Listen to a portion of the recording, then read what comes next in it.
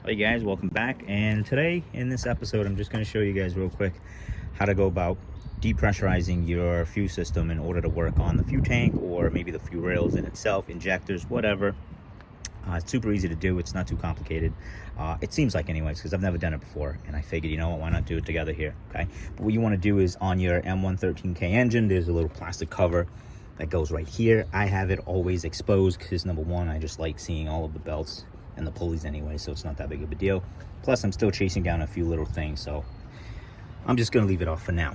But what you'll want to find is a Schrader valve. It looks like this. Let me put it back on. Right here, okay, on the right side of the engine, right next to your evap canister. We're just gonna take that off, keep that somewhere handy, so then that way you can reuse it again. But nonetheless, what I wanted to do was I wanted to either remove the evap canister to kind of get better access at putting some kind of container here, so that way when I depressurize the system, the gas can be collected somewhere, but I don't have the correct bit for that right there. That's, I think it's a T45. I only have a T40, so I don't want to strip it, so I'm not gonna even bother. Okay, so what I did was I took my my E10. Okay, so I just loosen up these two bolts right here holding this bracket because I want to remove this entire bracket, so then that way, like I said, I can get access to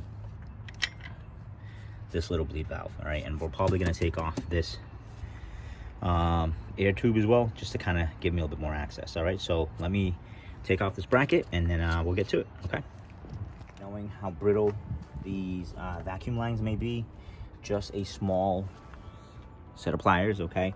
And then what I did was, I just kind of grabbed and wiggle as I'm pushing it out, because like I said, I don't know how old and brittle these wires are, so, and tubes I should say.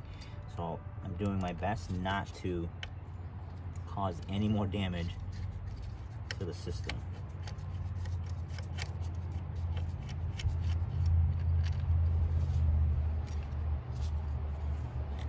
I always check to make sure they're the same length, because just in case one needs to go back in certain positions, and these happen to be the same length, so that's great.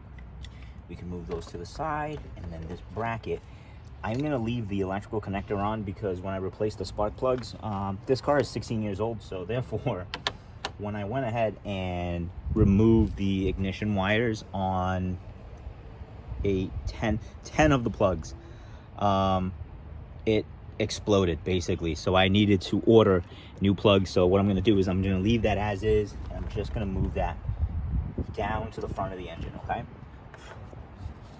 And then from there, like I said, we're just going to disconnect this breather tube. Super easy to do. Let me reposition you guys real quick here. Hopefully you guys can still see everything. Yeah, it's super easy to do. You just want to pull it towards the front of the car, okay? And then you can just lift up, and then this part, just pull it towards the back of the car. And there you have it. All right, so we're gonna toss that to the side. All right, next thing, what you wanna do is you wanna have gloves on. Of course, my battery is already disconnected. Whenever you're working with gas, if you've never worked with gas before, yes, you should shut off the ignition of the car, and I do that by, like I said, I make sure that the battery is fully disconnected, okay? And by that, I just means, you know, you can just unclamp your negative terminal, okay? So I'm gonna cover this. Even though it looks like butt, I'm still gonna cover it because I just don't want gasoline everywhere. So we're gonna cover this up. There's going to be gasoline coming out of it, like such. And if you have a pick, that's great.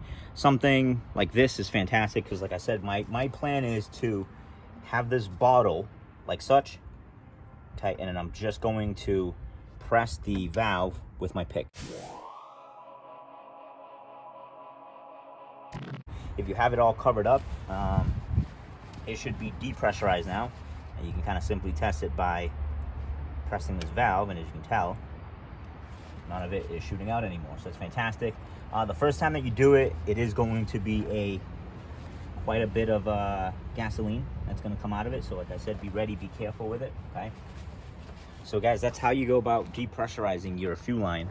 All right, so then now you can feel safe about opening up, let's say, the fuel tank, There's still going to be gas inside that line, of course, so you know, depending upon how the car is positioned, you might have some gasoline coming out of the line. But once you have it depressurized like this, there should be a lot less forceful gasoline pouring out of that line. All right, good luck. Let me know if you have any questions.